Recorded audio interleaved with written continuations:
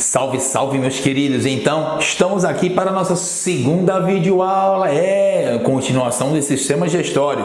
Certeza que você aí ficou ansioso pela segunda aula, né? Então vem comigo, após a vinheta, Sistema Digestório, parte 2. Vem comigo.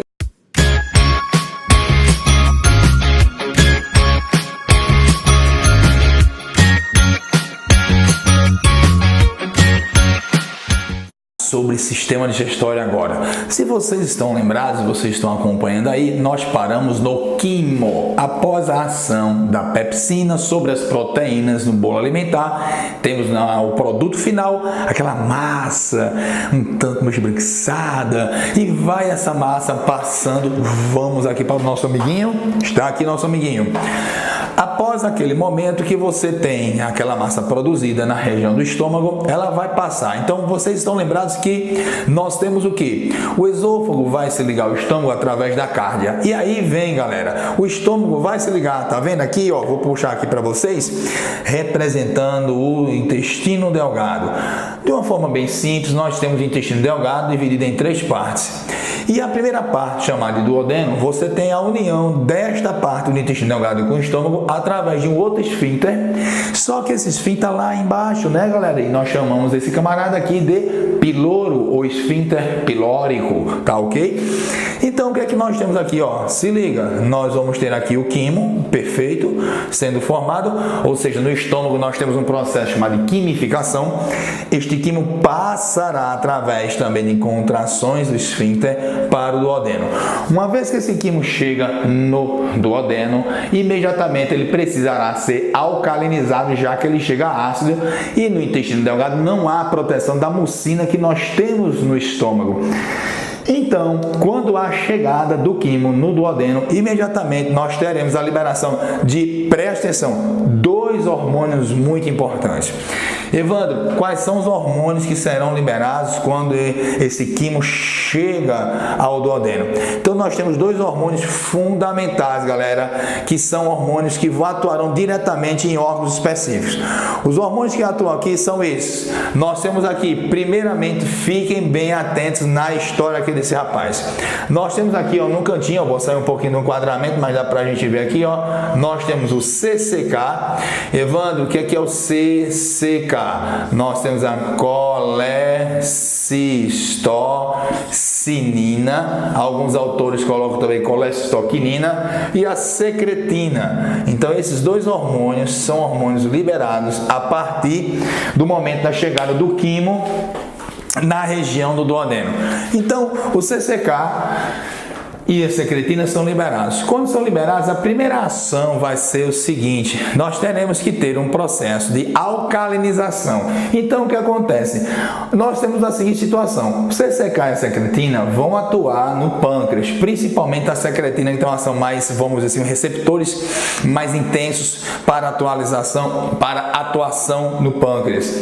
Então, o que acontece? O CCK e a secretina atuam no pâncreas, principalmente a secretina, e o CCK também atuará, e a principal ação dele vai ser na vesícula biliar, liberando a bile na região do duodeno. Então, a primeira coisa que vai acontecer é, com a liberação do que? Do suco pancreático, nós teremos aqui a alcalinização, pois no suco pancreático nós vamos ter bicarbonato.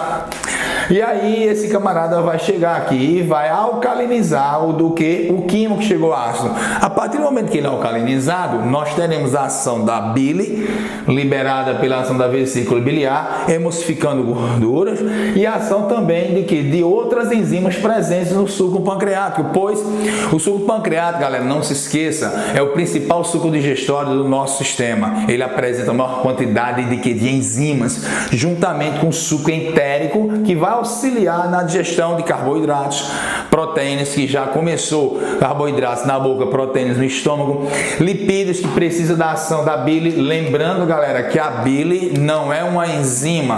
A bile serve de emulsificar para compartimentalizar aquela gordura, para facilitar a ação das lipases. Então, ela não apresenta enzima, a bile. Serve apenas não, né? Fundamental para o processo de emulsificação. Uma vez que nós temos aqui toda a ação de quem? Das enzimas do suco pancreático, das enzimas do suco entérico, e uma das principais ações que nós temos enzimáticas aqui, exatamente essa, galera. Ó, eu montei aqui um esqueminha bem simples e é importante que vocês saibam uma das ações, porque a proteína, ou melhor, as proteínas são compostos orgânicos de difícil ação digestória, devido à sua complexidade. Então você vai perceber que nós temos uma ação mais intensa por parte das enzimas aí. E aí nós temos um processo, lembra? O que é que acontece? No suco pancreático nós temos o tripsinogênio e o quimiotripsinogênio, ok? Então o que é que vai acontecer? O tripsinogênio vai ser convertido em tripsina pela ação da enteroquinase, que é uma enzima presente no suco entérico. Então veja que esses dois sucos digestórios eles atuam em conjunto. Eu não posso ter, por exemplo, o suco pancreático com a sua ação primordial sem a ação do entérico, que também é liberado, o nome já diz, né? Entérico, entero, intestino, a partir da ação do bolo alimentar que está lá no tubo digestório, principal ação enzimática que ocorre aqui no duodeno, que é a primeira porção do intestino delgado.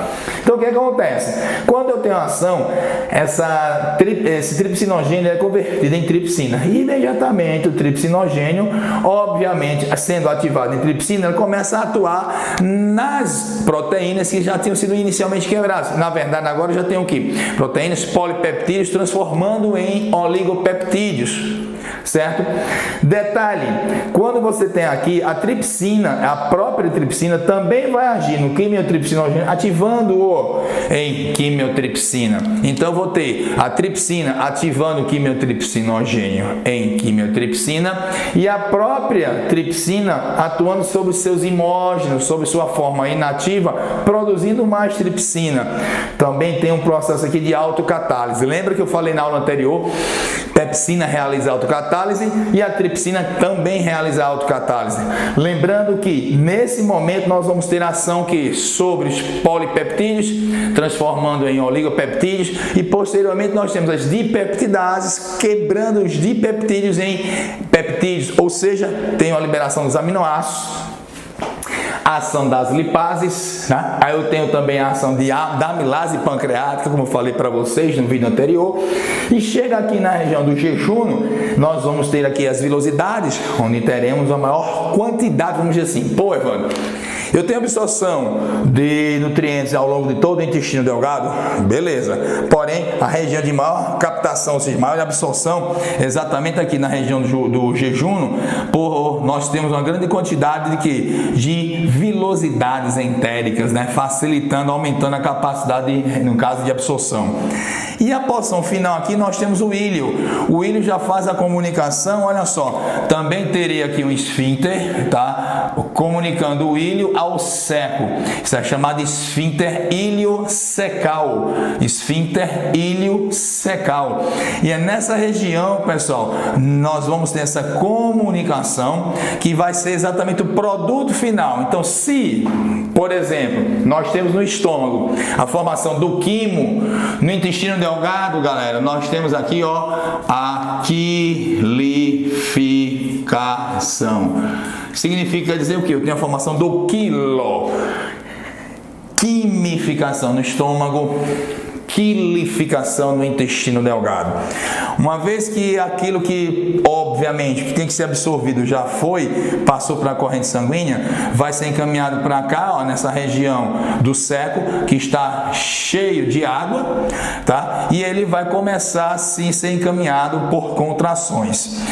Temos aqui a porção aqui chamada de cólon ascendente, cólon transverso, cólon descendente, curva sigmoide, onde tem um nervo aqui que é importante para exatamente promover o ato de evacuação, o estímulo de evacuação, o reto e o ânus. Então o que acontece? Nesse momento que nós temos aqui o encaminhamento exatamente agora do quilo pelo trato do intestino grosso, teremos uma intensa ação de absorção de água.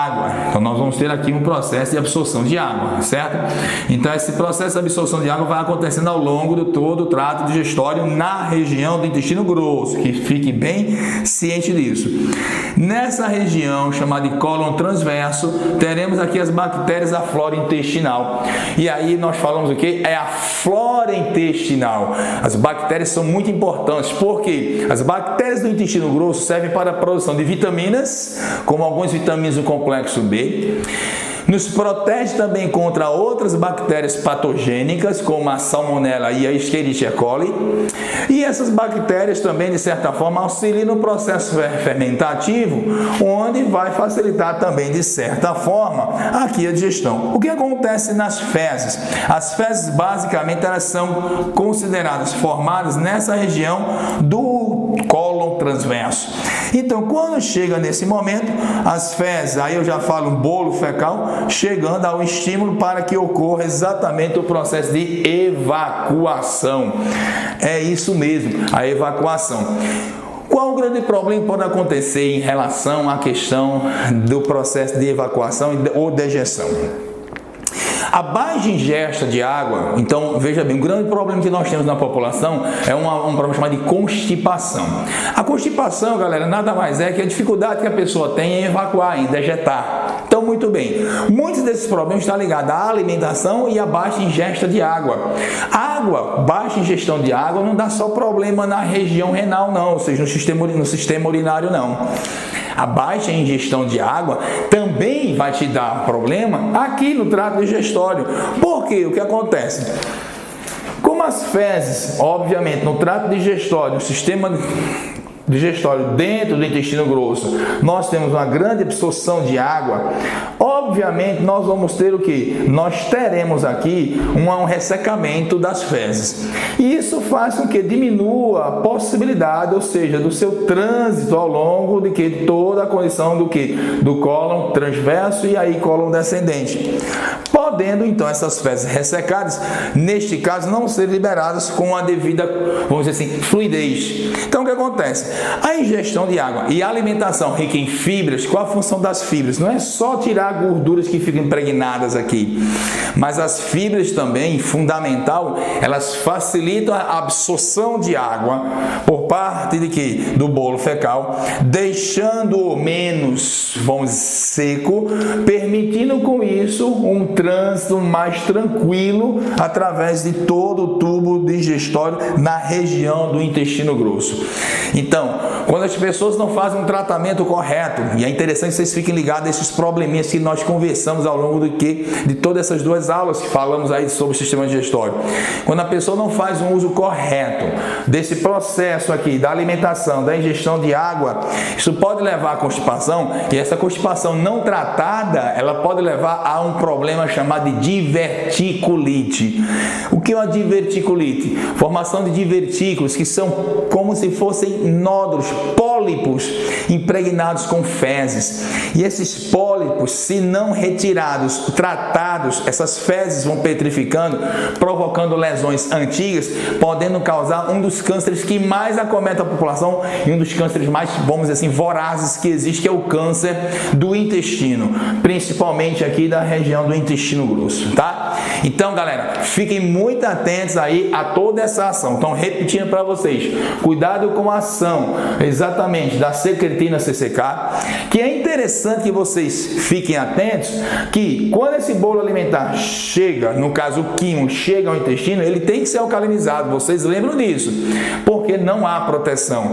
Evandro, mas aí vem um detalhe, e se a pessoa vai se alimentando, isso tem problema, tem como impedir a passagem do quimo em excesso para o duodeno? Tem. Existem hormônios chamados de enterogastronas. O que a enterogastrona faz? Por exemplo, a secretina é uma enterogastrona. Mas não entendi. O que ela faz? A enterogastrona, pessoal, ela também vai atuar, ela atua principalmente aqui impedindo a liberação da gastrina. Lembra que eu falei gastrina no vídeo anterior? Que é um hormônio que estimula a liberação do suco gástrico. Então, assim, se eu impeço a liberação de gastrina através de enterogastronas, o que acontece? Eu vou diminuir também, evidente, eu vou impedir, vou inibir a formação de suco gástrico, com isso eu não vou ter o quê? O quimo. E aí vai diminuir a passagem de quimo para onde? Para a região do duodeno. Então, a secretina também é PIG, que é exatamente o peptídeo inibidor gástrico, são tipos de enterogastronas que trabalham o quê? E diretamente o quê? Impedindo a ação da gastrina que atua na liberação do suco gástrico. Beleza, galera? Fechamos aqui com essa segunda aula, um dos sistemas mais cobrados. Falamos de problemas ligados ao sistema digestório e eu espero que vocês tenham curtido essa super dica, essa super videoaula para vocês. Fiquem atentos, tua aprovação tá chegando bem pertinho. Vem comigo, sou Evandro Gomes do Biologia Show, especialmente para vocês, e fiquem atentos aí, vem mais videoaula show para vocês. Vem com a gente. Tchau, tchau, galera. Valeu!